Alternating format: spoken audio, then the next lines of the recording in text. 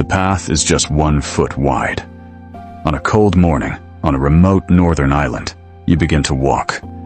The stones are only knee-high, but their narrowness forces you to stare down at your own feet. Step after step, the world outside the stones just fades away. Your sense of direction dissolves. Time itself begins to feel different, stretching thin. A walk that you later learn took only 15 minutes feels, in that moment, like an eternity. And when you finally step out, there's a deep sense of relief, but also something else. A quiet, unshakable feeling that you have been fundamentally changed. This experience, this warping of time, happened in a real place, a place that holds hundreds of these stone patterns, waiting in the silence. That silence is found far out in Russia's frigid White Sea, on the Solovetsky archipelago, islands closer to the Arctic Circle than to Moscow. Out here, the shoreline breaks into low shapes in the mist. The water is a flat gray, the air a sharp, needling cold. Between the wind and the slow slap of waves on stone, there is almost nothing human to hear. For centuries, these islands have been known for a single outline on that empty horizon, a 15th century monastery, its white walls and heavy towers standing like a fortress at the water's edge. Storms roll in from the sea, winter ice locks and releases the bay, and each time the same pale walls rise above the rock. When the first bells of Solovetsky rang, they echoed over ground that had already been claimed. Medieval walls rising on a shoreline that was already ancient. Long before the first stone of that monastery was ever set in place, some 5,000 years ago, another kind of structure was being built here. To find it, we have to travel to a much smaller piece of land within the archipelago, an island named Bolshoi Zayatsky. On this tiny island, the scale of the enigma suddenly tightens. The whole place is less than half a square kilometer. You could cross it in a few minutes, yet within that space lie at least 13 stone labyrinths. Their walls are low, a line or two of rounded stones tracing coils across the ground. And these are only part of a wider pattern, around 35 labyrinths scattered across the Solovetsky Islands. The locals call them Vavilons, echoing the biblical Babel, a tower reaching upward as language falls into confusion. The word hangs over these circles like a memory of some forgotten ambition. Standing among the low, winding walls, that density feels deliberate. Your eyes follow one curve, then lose it as another line of stones cuts across your view. The rocks barely rise above your ankles, and the path runs out in all directions. From ground level, the design keeps slipping apart into a tangle of turns. Only when you see it from higher up, in a drawing, a map, a photograph taken from above, does the full spiral resolve, a precise coil laid out against the empty ground. That leaves a question at the center of this place. Why would a people, 5,000 years ago, create a pattern so complex, so carefully shaped, that anyone walking inside it could never truly see it whole? To truly feel the weight of this question, one must first walk the path. The labyrinths are not grand monuments. They are low, built from local boulders laid carefully on the earth, with no mortar to bind them. Most of the stones barely reach your knee, yet they settle into the soil with the heavy patience of rock. Here, wood would rot and earthworks would blur, but these plain lines of stone can remain for centuries, even millennia. Nothing holds them together except weight, placement, and time. And that is enough to keep the pattern intact long after the people who set each stone are gone. As you trace the winding corridors, your world shrinks. Your gaze is fixed on the ground, on the immediate turn ahead, on the narrow channel of turf between the rocks. You are inside the maze, following a design that stays invisible from where you stand. When you rise above it, the scene rearranges itself. From a high vantage point, the full plan uncoils below, like a pale current written into dark grass. You see the elegant single spirals and the more complex double coils that resemble two stone serpents, twisting around each other. Some labyrinths are spare, a single loop curling inward. Others are densely knotted, with side chambers, doubled backs, and bends that feel like eddies branching off the main flow. From above, each one reads like a sentence in a language of turns and returns. The intent is quiet, but unmistakable. Careful work, line after line laid with deliberation across the island's skin. On Bolshoi Zayatsky, this is where the puzzle tightens. The patterns feel designed for a gaze that can stand far enough back to take in their whole sweep at once. Yet, in an age long before flight, views like that were rare. Even from the low rises and shore rocks nearby, the lines would fragment, curves slipping away at shallow angles across the flat ground. For the builders, the labyrinth was mostly an experience of motion underfoot, not a single image held in view. So why would a community pour so much time and energy into patterns on this scale and beauty? Why commit to a design whose full shape could only be guessed at from the ground and clearly seen only by an eye lifted high above the island? And the stones are not the only things they arranged here. Besides some labyrinths, the ground holds traces of something more human. That colder realization surfaces when you lift your gaze from the spirals at your feet and finally notice what shares the ground with them. The secret isn't only in the elegant coils traced in stone, it's scattered in rougher shapes all around. A moment ago, the labyrinths felt almost peaceful. Patterns to walk and puzzles to admire. But as your eyes adjust to the wider landscape, that gentleness drains away. Across the island, almost swallowed by sparse vegetation, are hundreds upon hundreds of other stone formations, over 850 of them. At first, they seem unassuming. Small, dense heaps of boulders, cairns with no obvious story. Threaded among them are other enigmatic settings. A large radial figure, a sun etched in stone, sits like a fixed point among the coils and mounds, a focal mark hinting that the labyrinths, the cairns, and that sun all belong to one planned ritual design.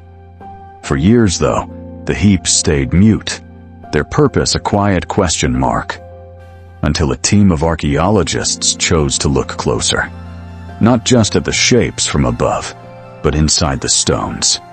Imagine their methodical work on that remote island. Wind from the white sea flattens every sound. You're on your knees on cold ground, brushing soil and moss from one of these anonymous piles. The scrape of the trowel against rock is familiar, repetitive. Then the trowel catches on something different. The resistance is softer, the sound duller.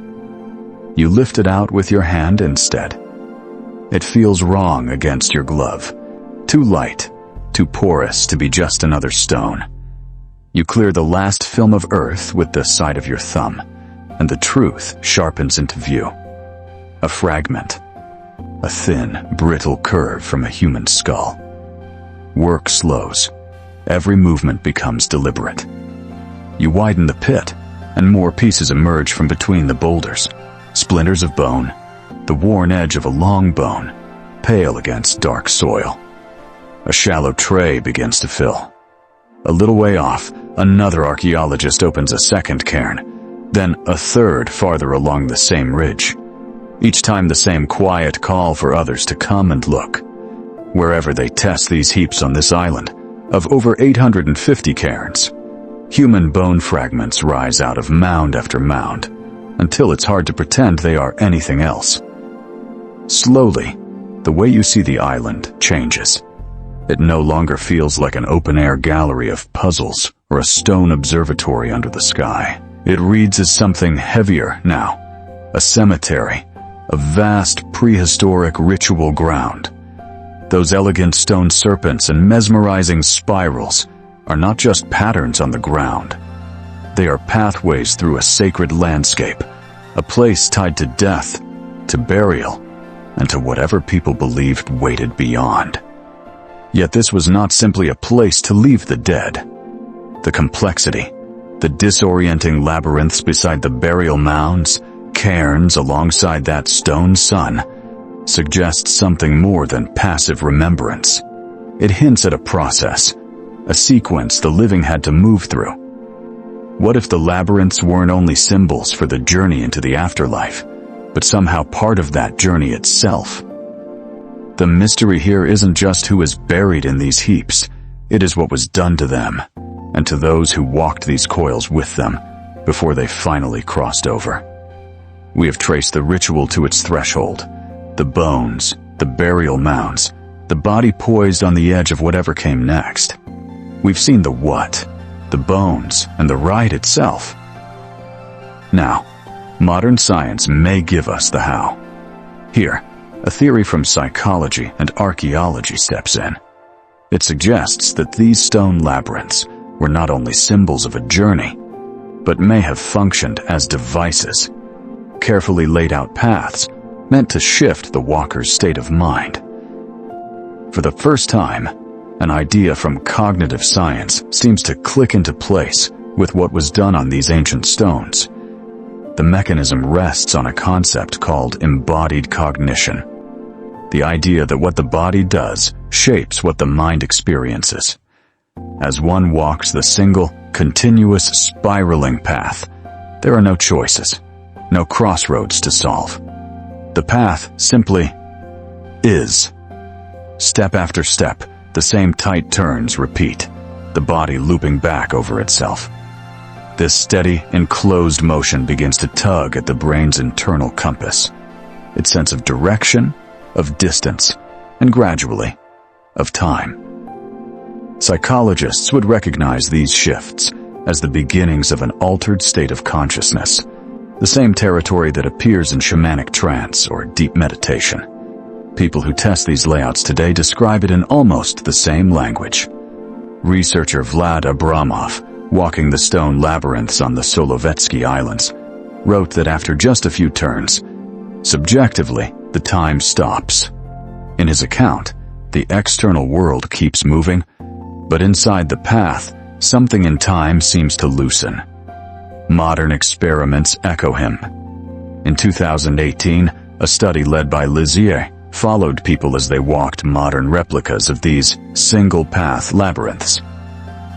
Around 86% said the walk noticeably changed how their body or surroundings felt. Many spoke of feeling lost in time and space, or of stepping out with a quietly different way of seeing reality. When you line up these reports with the stone layouts and the burial mounds beside them, a picture starts to form. If simply following this pattern can bend time and space inside the mind, then in a ritual context, that shift could have been the doorway itself.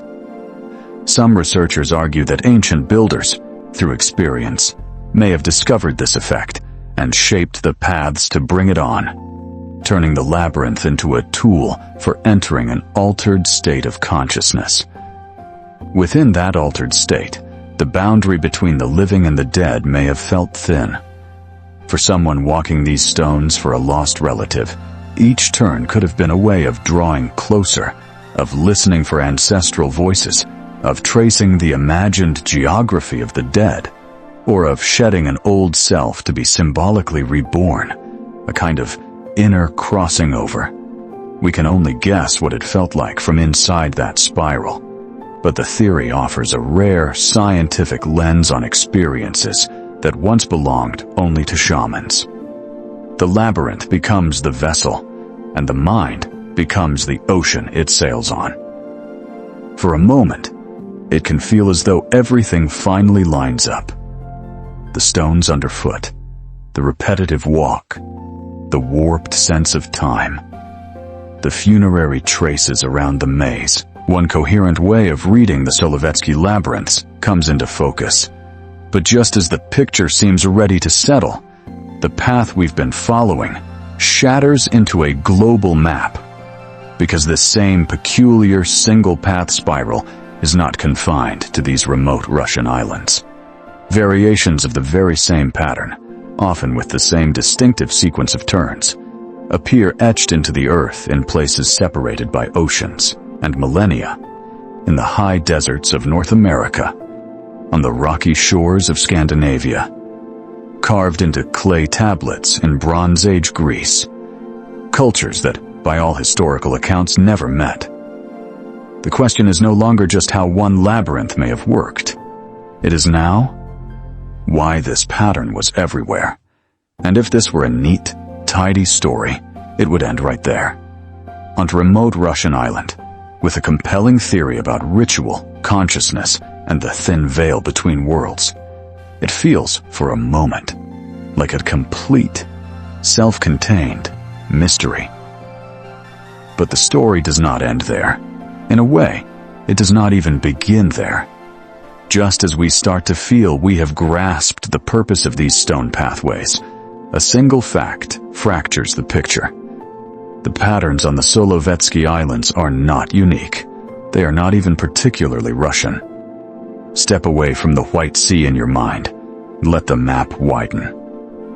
In Goa, in India, a Mesolithic petroglyph is carved into a dark rock face. Shallow grooves curl across the stone, weathered, but still sharp enough to catch the light. They form a perfect classical labyrinth, a unicursal design, a single winding path with no branches, coiling inward toward a center. If you traced it with your finger, you would recognize the route we have already walked in those northern stones.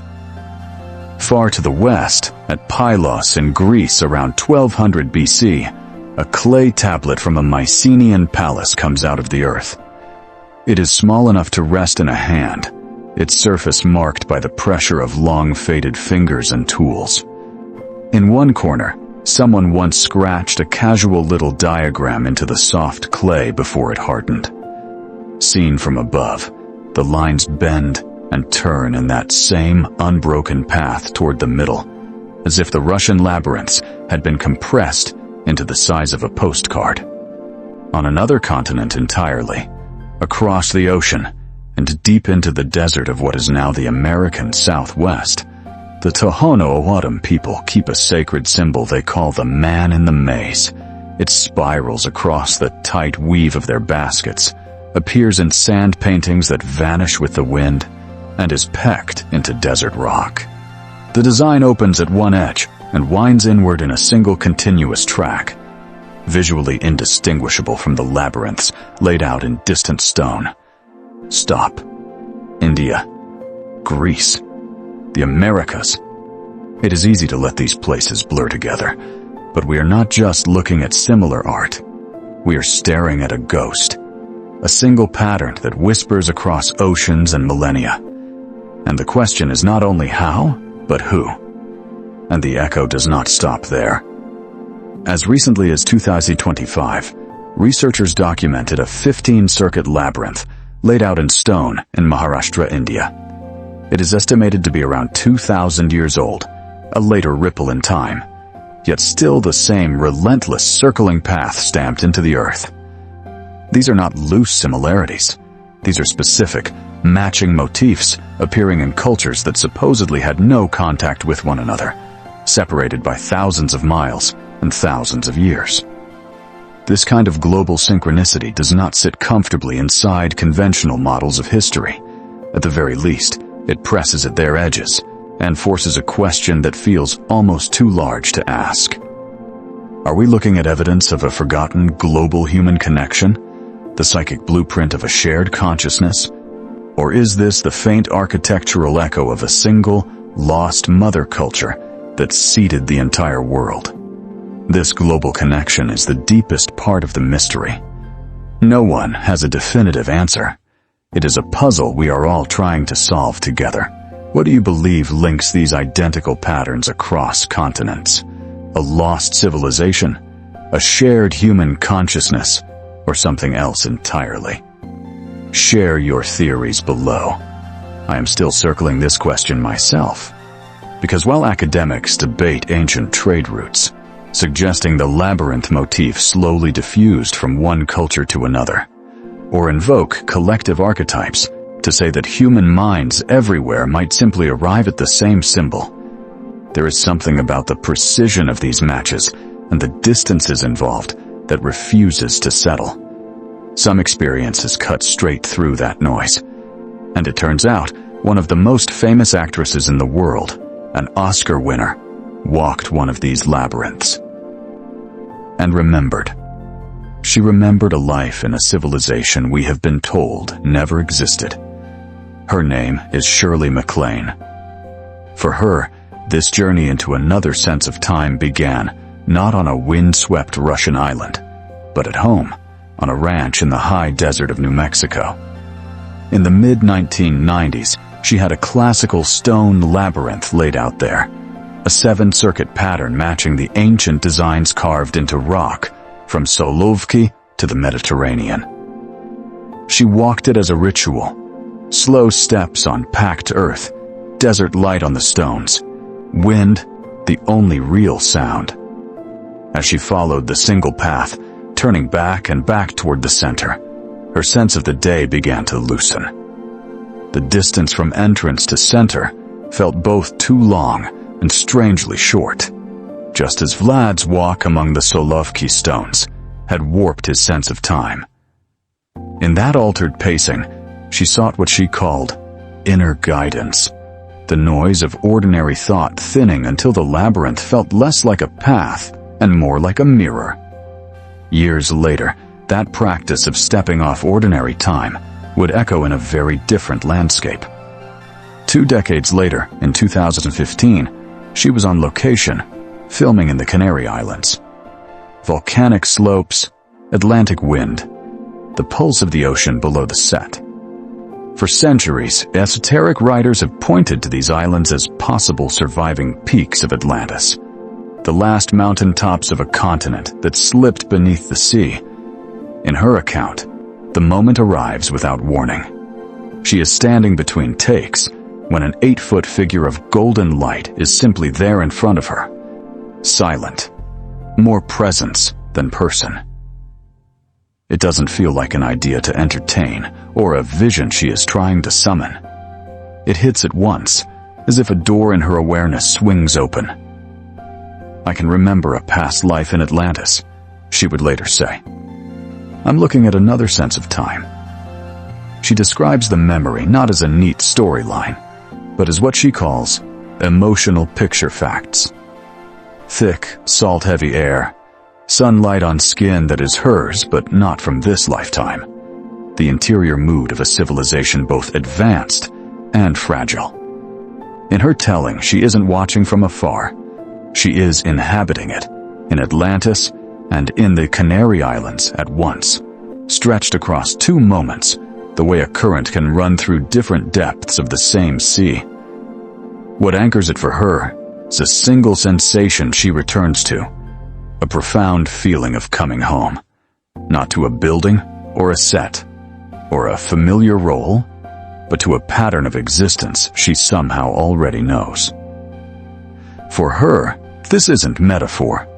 It lives as memory from another sense of time, as charged as any scene from her present life, and she has spoken of it as a life-changing encounter. In that way, the desert labyrinth and the vision of Atlantis form one continuous gesture, years of walking a winding line in New Mexico, letting time soften and fold, and then a sudden flood of emotional picture facts on an Atlantic island long linked to a drowned world. Is a literal past life on a lost continent the only way to understand that golden figure and that feeling of coming home?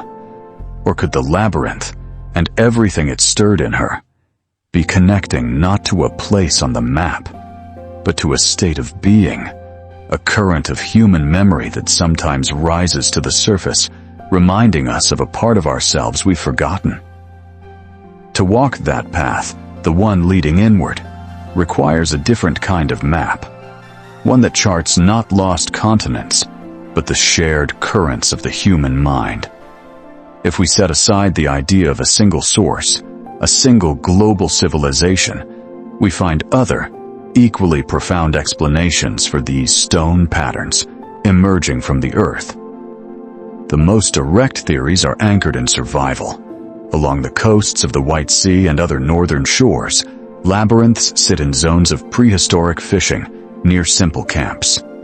In that setting, some researchers interpret the coils of stone as fish traps, low walls placed where the tide would wash in, their turns confusing the shoals as the water fell away and gathering them into a space where they could be taken safely.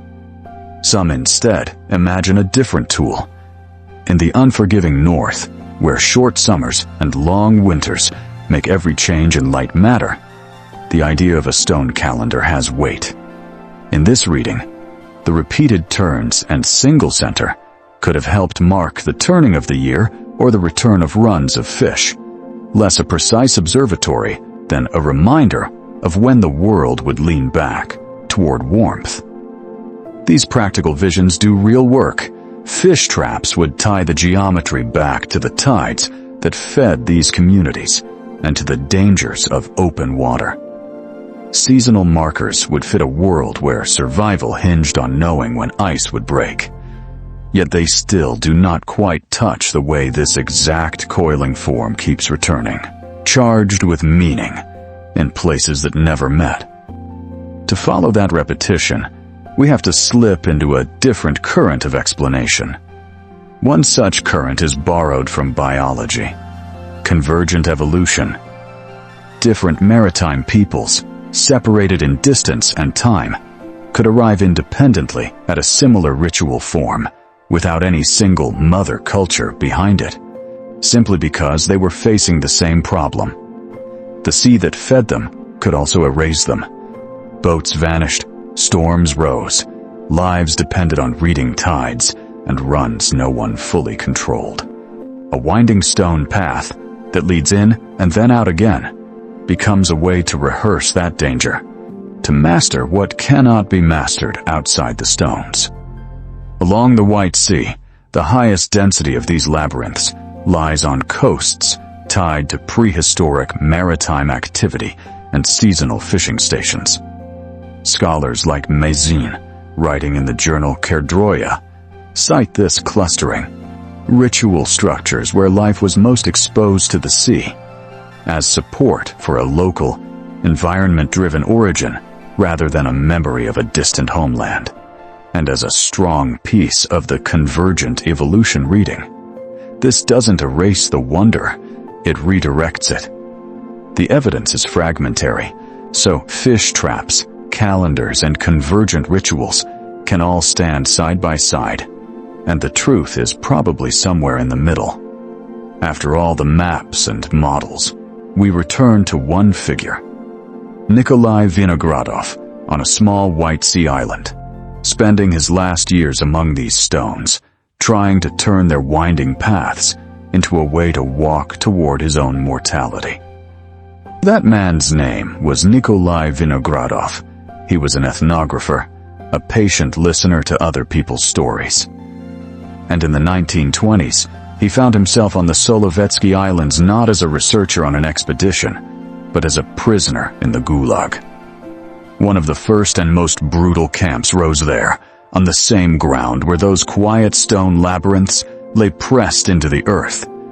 His days were ruled by barbed wire and the slow sweep of searchlights. Orders snapped across the frozen air, boots scraped over wet boards and packed snow. Iron doors and keys rang out against the dull roar of the wind. The barracks stank of smoke and sweat and damp wool. Just beyond that tight circle of noise and fear, on the bare shore, the wind moved over low rings of stone, salt-streaked and cold, under a film of sea mist, while waves beat steadily against the islands, as they had for centuries. Inside that machinery of punishment, Vinogradov's habit of looking closely did not switch off. The camp stood on the same islands as the labyrinths. That accident of placement, and his training as an ethnographer gave him a narrow opening to notice what others ignored. Where he could, he watched the spirals, traced their lines, counted their turns, turned those observations into notes.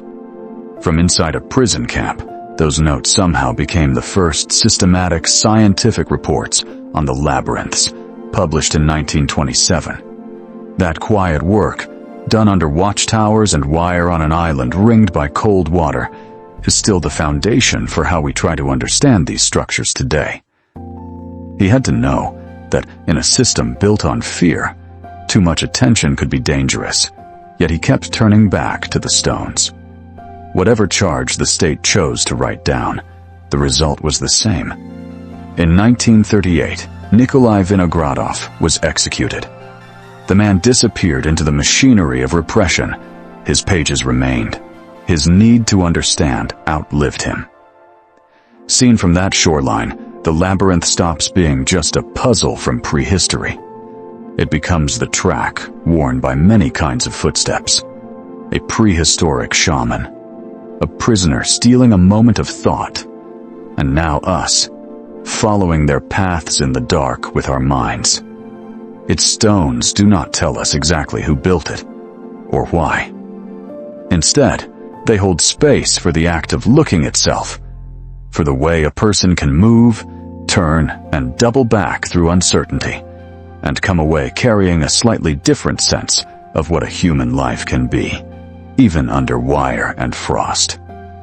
As we trace Vinogradov's notes and let our attention circle these spirals from far away, we are walking our own quiet version of that path.